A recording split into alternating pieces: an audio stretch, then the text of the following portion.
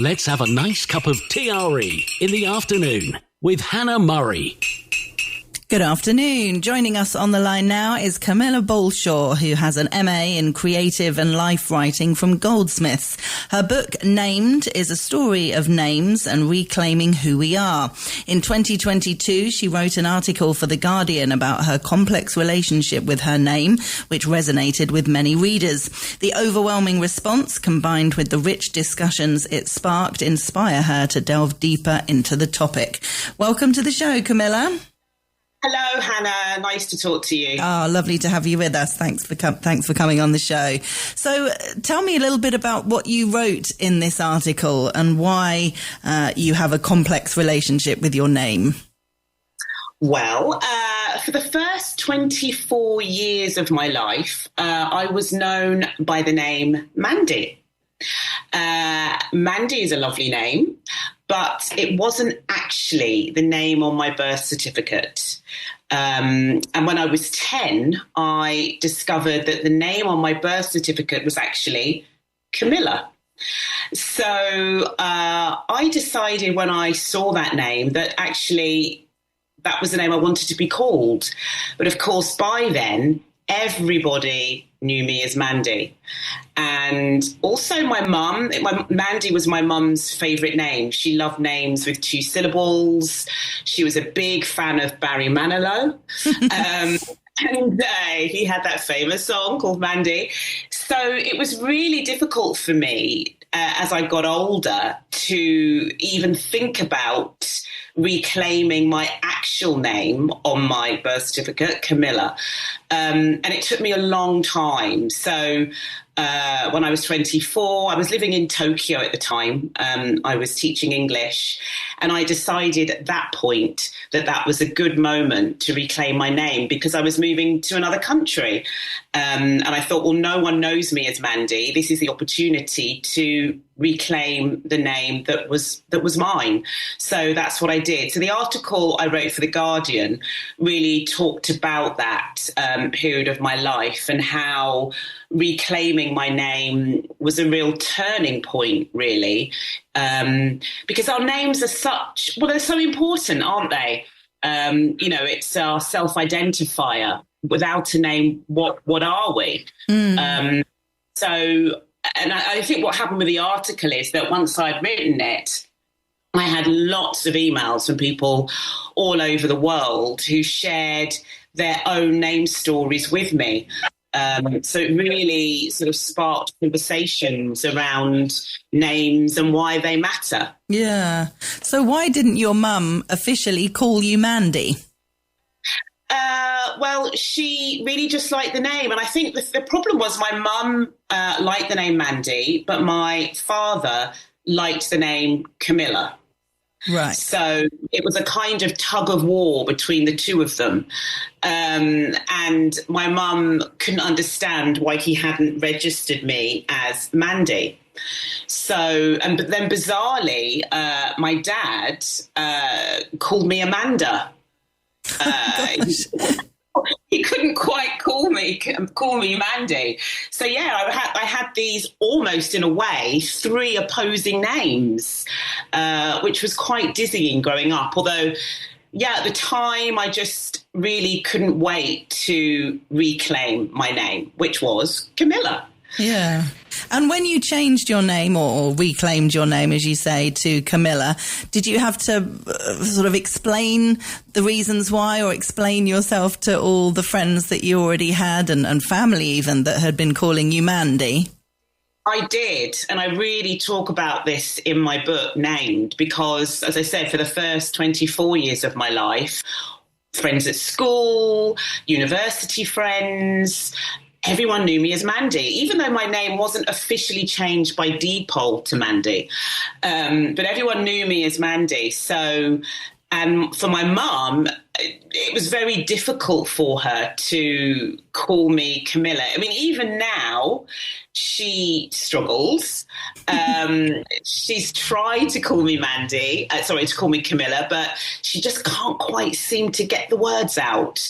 In her eyes, I'm still very much Mandy. But most of my friends now are used to calling me Camilla. They now and again there is a slip. And they sort of go, oh, oops, sorry, it's Camilla, isn't it? Mandy's no more. And it's quite funny. I mean, it's amusing. But I think they understand that, being called the right name is important. And I think really what this writing the book has shown me, and also researching a lot about names, is that names really do matter. If you think about it, the question we all ask someone is, what's your name? Yeah. It's a universal question in every language. What's your name? And so when you hear a name, we tend to put an association with that name, don't we? We tend to think, oh, I wonder, was that person, if they were called Jane, for example, were they called after or named after a certain celebrity? Or, what's the evolution of someone's name? It's a really interesting subject. And I found writing and researching this book that just so many people have a name story.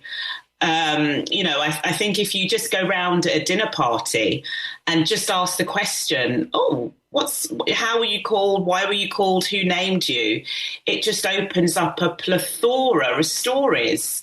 Everybody seems to have a name story. Yeah, it's fascinating, isn't it? I was just thinking my mum definitely had one because she was christened Jennifer. So throughout her life, she was Jenny or Jen for different people. But as she got older, I can't remember, I think she was in her 50s when she changed her name by deed poll because she basically started to remember quite a traumatic childhood that she had and wanted to come away from that name and the association of that name that she associated with her childhood and various other not nice things. So she changed her name to Wren, like the bird, which she really liked. And so lots of people my mum and dad moved to Spain about 10 years ago to be nearer to me. So everybody I know out here have always known her as Wren. It's only really family and some friends from years ago who used to know her as Jen or Jenny. But yeah, it really meant a lot to her. It was a big deal that she wanted to change her name, and it was all to do with the association of the other name and her childhood. Yes, and that's something I explore in my book. In Named, I talk a lot about people changing their names for all sorts of reasons, divorce, family estrangement. And actually, during my research, I found that in the Bible, people change their names all the time to reflect the person that they now felt that they were. So we've been changing our names for centuries, really. And it really is this thing, isn't it, that our names are us. They are who we are. And so we've got to feel comfortable with our names and what we call ourselves. So it really is something that I think more of us, especially now, are thinking about how we identify, how we want to be seen in the world, how we come across as humans. And our name really is a big part of who we are and what we are, really. And I think writing the book, it's just been very interesting to see how names are evolving. So, for example, I was born in the 70s, and back then names like Mandy, Karen, Julie, Chris were incredibly popular names. And of course, now they are not as popular. We're finding that gender neutral names are more popular. People obviously are calling their babies after celebrities. So the whole pattern of naming changes.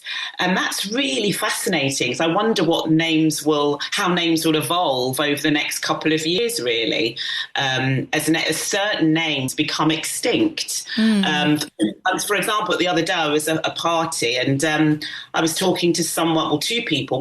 Someone was called Barry, and another person was called Nigel. And both of them were in their 50s, and they said that, you know, they went through a stage of absolutely loathing their names because they were just seen as very old-fashioned.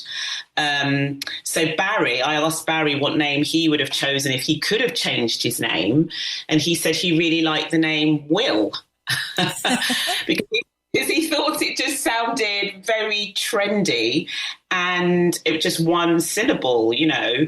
So again, it's this thing, isn't it, that we, you know, our names really do give us a sense of pleasure if they are the right name. Yeah. And some people can't change their name because, you know, a particular parent has named them and they feel that in some way they're letting that person down if they change a name. But I would say, you know, if you feel the need, if you feel uncomfortable with your name, absolutely. Change it, reclaim it. Yeah, definitely. I do find it fascinating how old-fashioned names are making a bit of a comeback, though. There are lots of traditional names that maybe 10 years ago we might have thought were really old-fashioned, and now they're the most popular names again. It's fascinating how trends change and also make you think, you know, when you're naming a child, it shouldn't really be about fashion necessarily. No, exactly. It should be a name that you really like, that, you know, you're aware that they're going to have for the rest of their lives. That's right. And I talk about baby names in my book. So in Named, I have a whole chapter about baby naming because it's this huge phenomena, isn't it? What do you call your child? And in fact, lots of people, because naming is such well, it's almost turned into an industry, really, baby naming, that in the States, certain parents use a baby name consultant. And of course they do. They pay for someone to choose a name for them because it's this idea that they want the right name for their baby because, you know, you've got this name for the rest of your life, potentially. So I think there is an awful amount of pressure on parents to choose the right baby name. You know, and lots of people I know have chosen names or they've named a baby after a particular grandparent or cousin or aunt, while others just, you know, simply flick through a baby name book and choose a name that resonates with them. But yeah, it is a can of worms for some parents because you really want to make the right decision and you want to choose a name that really reflects this person who will ultimately have that name until they die, really. I think that sounds like a really good gig, a baby namer. I mean, who decides that you have the right qualifications to name other people's children? I know. But I think I think it may be coming here as well, Hannah. I think slowly people are really thinking about naming and using the services of other people to bestow a name on your baby. But in the States, it's incredibly popular. And of course, you know, influencers on Instagram. There's a wealth of influencers who spend most of their time really looking into the patterns of baby naming. So it's a growing industry. It really is. And I think also in my book, I discuss things like our surnames, our middle names. You know, some people, in some cultures, it's popular to have a middle name. In others, it's not. In some cultures, it's popular to have more than one middle name. Which I do think is a bit greedy. Do you? There's never a huge amount of space on a form, really, is there? No, absolutely. Middle names. It's a fascinating one looking at surnames, particularly in certain parts of the world, like Spain, for example, because it's really common here for the woman to take the husband's surname, but also keep her own. So most Spanish women will have a double-barreled name because they've got their own surname and their husband's surname. But in other countries like the UK, for example, or even America, a lot of women are saying that they don't want to take their husband's name or don't feel that they should or that they need to, you know, all female empowerment and all of that. And if they want to keep their name, they're feeling like that's a bit more of a modern thing to do, the modern woman. It is. And that's really interesting. Again, I talk about it in the book that, you know, there is, I think in the UK, 94% of women do take their husband's surname. But that's certainly changing with women under the age of 30, I think 35, actually. A lot of them are choosing to keep their name, or what's becoming incredibly popular in the UK, I don't know about Spain, Hannah, but is the idea of meshing. So the man and the woman, or if they're in a civil partnership, they take their names and kind of mesh them to create a new name. Oh, wow. So and that's becoming very popular, this idea of meshing surnames. And then also you do get very occasionally men deciding to take the surname of their partner. You know, so, but that's very rare, but it's, you know, it's happening. Because I think it's this idea, isn't it, of why should some women feel they need to give up their surname? It means a lot to them. So, yeah, we're seeing lots of different trends with naming, and it'll be really interesting to see how, for example, meshing or double surnames where you hyphen a surname, you know, there's so many creative ways now that people are looking at keeping and retaining the name that belongs to them and holding on to it. So yes, let's see what happens with surnames and meshing. Yeah, I've not heard of that. That's really interesting, the meshing thing. Yeah, it's new. And also there's this idea of sometimes people wanting to change their name to a fun name. I was looking at some research a couple of years ago, and I think during COVID, I think when people had a little bit too much time on their hands, some people were changing their name by default to Danger. So gosh. I know. So I think in 2020, 2021 in the UK, it was a very popular name amongst males to change their first name to Danger, yes. But apparently now that kind of tendency has stopped. I think there was obviously had too much time on their hands. And now people are, with the cost of living crisis and everything else that's going on in the world, I think people don't have the time for such frivolity anymore. I also think it's interesting how you can totally be put off by a name that you previously loved if you know someone, or even a celebrity, I guess, who has that name who isn't very nice. Yeah, that can totally change the relationship that you have with a name. That is true. And then also in the book, I talk about something called, when you share a name with a celebrity. So, for example, there was someone I interviewed in the book who's called Kate Middleton. Wow. There's someone called Donald Trump, who is a senior Actor Institute in the US, someone called Taylor Swift. So, yeah, and there's also this really interesting idea of apt surnames. So it's a surname that suits the job that you do. So, for example, Usain Bolt Lightning, he runs pretty quickly. It's pretty amazing that he's called Bolt. Hannah Willow, who recently I think was crowned Tree Hugger of the Year in the UK. So it's this idea of your name, your surname, actually sort of mirroring the job that you do. It's very interesting, and there's lots of research around that at the moment, this whole phenomena of apt surnames. I love that. I love that. I interviewed a guy recently, only a couple of weeks ago, who'd spent his whole life studying trees, and he'd written a book about trees, and his surname was Wood. I thought that was quite good. Exactly. It's great. And then there's also these first names that mirror your surname. So, for example, Carol, and the surname is spelt with two L's. Her first name is Carol with just one L.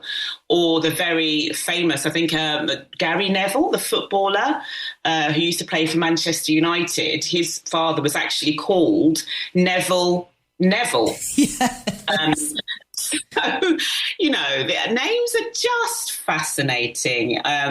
It really is such an interesting subject, and I love writing about it in this book. Yeah. And I think what's interesting in my book also is I do look at names, but I look at that through the prism of my life and other people's name story, and also just talking about, issues around families in the book and family estrangement, and growing up in Luton in the 70s, and also where I live now in Norfolk. So it's a book that, it's been a real labour of love, but at the heart of it, yes, is this whole idea of names matter, and every name has a story. Yeah. I do think, though, that Neville's parents must have lost the baby name book. I mean, that's you'd think they could have come up with something else. What should we call them? Oh, I don't know, Neville. That's his surname. Never mind. I know. I think they needed a baby name influencer, don't you? Yes, definitely.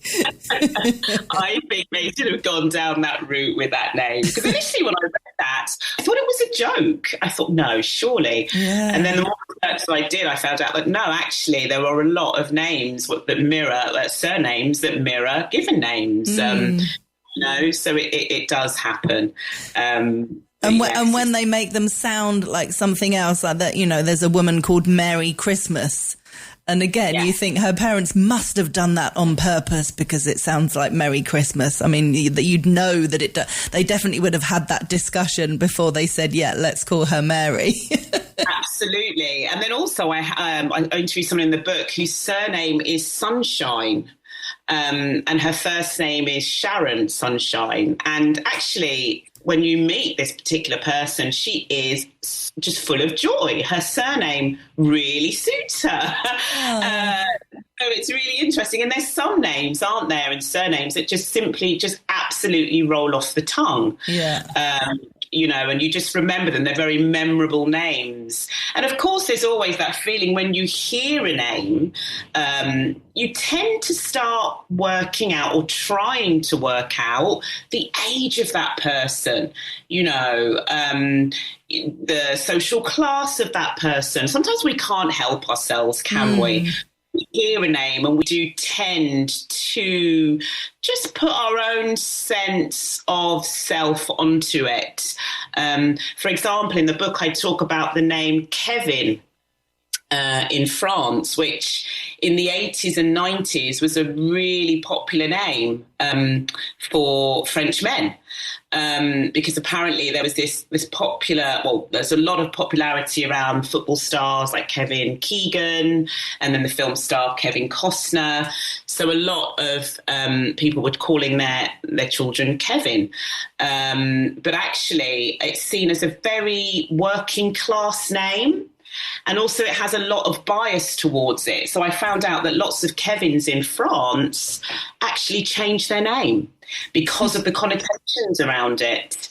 And I think in the UK also, Kevin is one of those names that's seen as a little bit old-fashioned. So it's very interesting how names are just...